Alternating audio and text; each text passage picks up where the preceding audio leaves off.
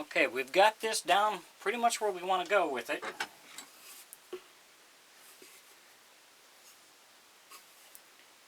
So what we have is we have to do our eyes and our eyelids yet, which I'm not quite ready to do that. We also have the mouth, and I think I'm going to work on getting this rounded down. See how we're looking in here so I can get these to match. So we're going to use our 1-inch belt sander to round this down, and then we'll be back with the next step. If you enjoy my videos, please like and subscribe on my YouTube page. I'd appreciate it. Thanks.